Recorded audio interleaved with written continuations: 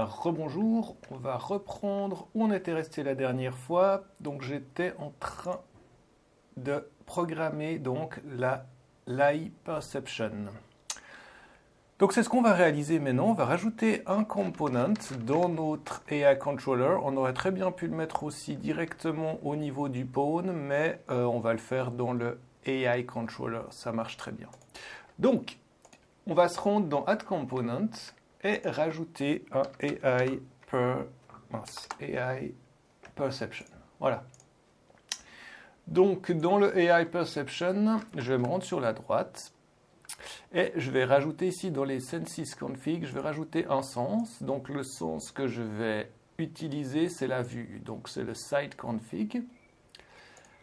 Et je vais donc étendre ici l'essence. Alors, l'implémentation, c'est la vue, on est bon. Alors, on a plusieurs choses à rentrer. Le premier, c'est le rayon de vue. C'est-à-dire, en gros, à quel rayon autour de lui il va pouvoir nous percevoir. J'ai une valeur défaut par 3500, je vais la réduire un petit peu à 1500. Et puis, ça, c'est là, au moment où je suis à plus de 2500 mètres, 2500 cm, vu qu'on est dans Unreal, eh bien, il va me perdre de vue. Voilà. Ensuite, on a la vision périphérique, c'est simplement l'angle de vision. Alors, environ 60 degrés, on va mettre quelque chose d'un peu... Et je crois qu'on est bon. Ok, donc ça, c'est juste pour les paramètres sur les distances et les angles de vision. Ensuite, on va donc pouvoir utiliser, ici on a un certain nombre d'événements, on va prendre le premier... ou on perception update, appuyons sur plus. Non, c'est pas celui-là que je veux utiliser. Je vais le diléter. Je vais me rendre sur celui-là. Voilà, c'est celui-là. Donc ça s'appelle on target perception update. Donc ça, c'est ce qui va détecter en fait au moment où il va percevoir mon joueur. Alors, première chose qu'on va faire, on ira mettre un tag sur notre joueur. Donc, je vais vérifier qu'il perçoit, donc actor as tag, et je vais le mettre player. Alors, peut-être avant d'oublier, en fait, je vais me rendre donc sur ma carte. Je rappelle, il faut que j'aille chercher mon gear content. Ouh là, j'en ai pas mal. Je vais prendre, ça doit être celui-là, notre joueur. Donc, lui, je vais me rendre dans les détails ici, donc c'est le BP Deer. Donc je vais faire tag, je vais rajouter un tag, et le tag ça va être player. Je compile, je sauve, et attention à retourner aussi dans le BP AI Deer, donc notre intelligence artificielle, parce que si on va taper tag ici, on a le player, parce que c'est un child du BP Deer. Donc je vais le mettre à la poubelle, comme ça, ça sera fait. Alors, étape suivante, donc je vais faire une branch, donc j'appuie sur B.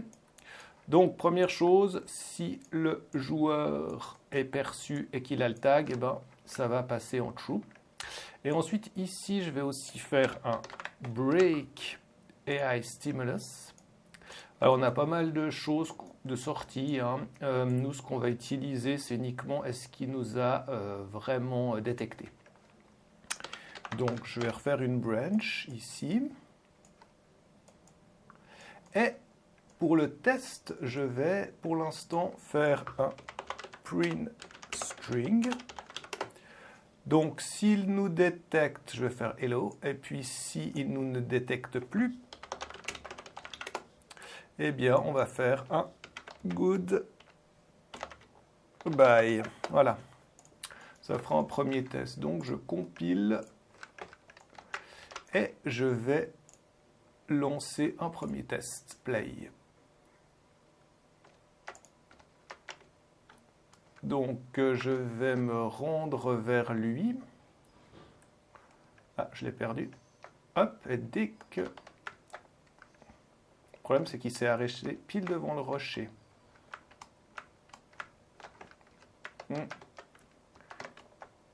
Voilà, il n'a pas l'air de nous détecter, alors je sais pourquoi en fait. Dans le AI Perception, on a la détection. Et en fait, la détection, ne marche pas. On ne peut malheureusement pas dire si on a un ennemi ou on a un neutre. On est toujours, je crois, considéré pour neutre. Donc je vais tout cocher, comme ça au moins je suis sûr de mon coup. Voilà, donc c'est simplement ça. Donc je reviens ici. Hop, il s'arrête évidemment au même endroit. Donc j'arrive pas à me mettre devant. Ah, c'est bon. Hello, goodbye. Voilà.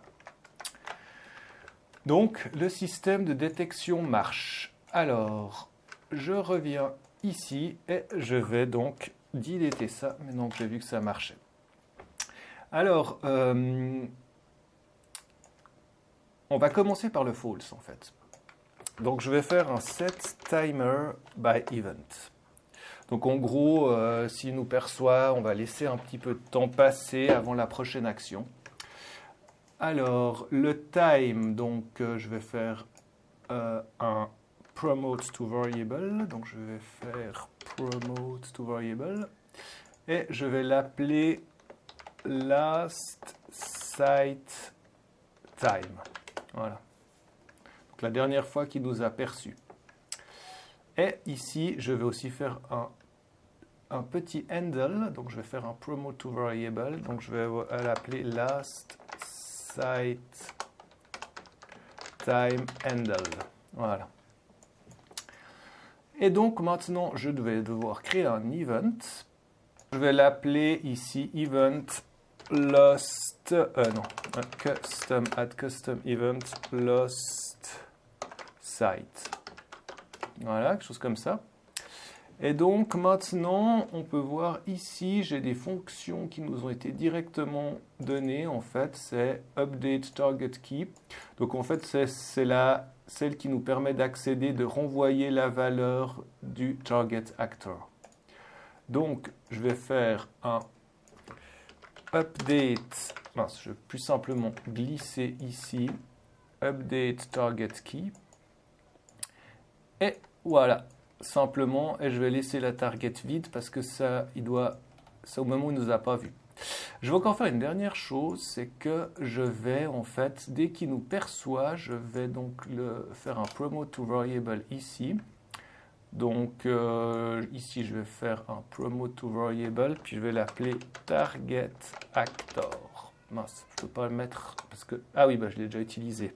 Je vais l'appeler the player. Voilà, très bien.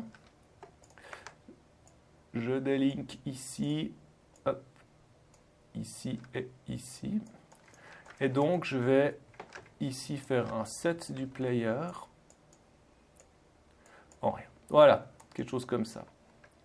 Donc au moment où nous perd de vue, le target actor devient vide.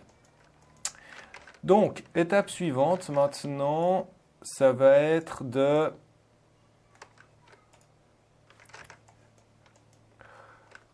S'il nous perçoit, la première chose, c'est d'annuler le timer, en fait. Donc je vais faire un get, puis je vais faire un clear and invalidate timer by handle.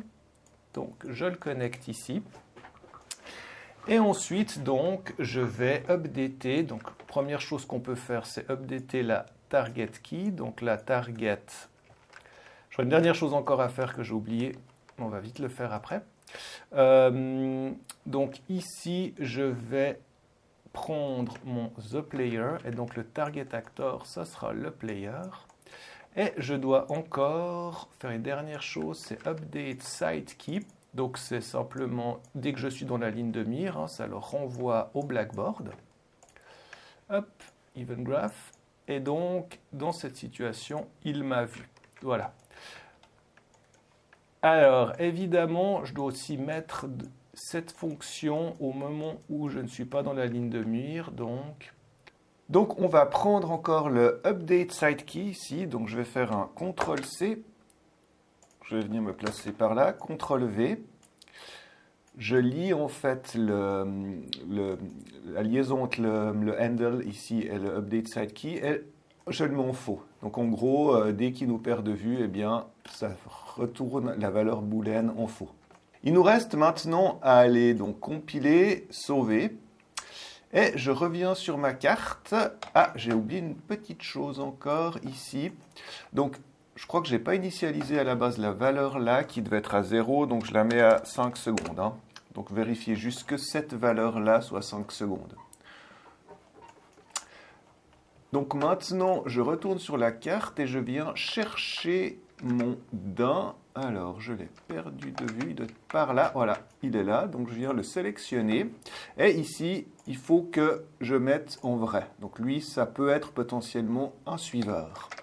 Voilà, donc maintenant, ce que je vais faire, c'est que je vais faire un petit play pour faire un test. Donc, normalement, si tout va bien, dès que je vais rentrer dans sa ligne de mire,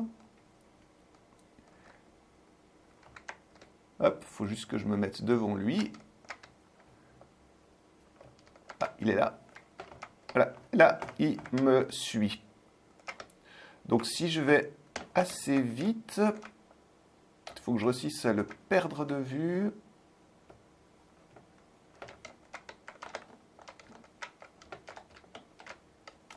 Voilà, parfait. Donc là, une fois que je le perds de vue, eh bien, il se remet dans sa position initiale. Et hop, il me reperçoit et normalement, il doit me suivre.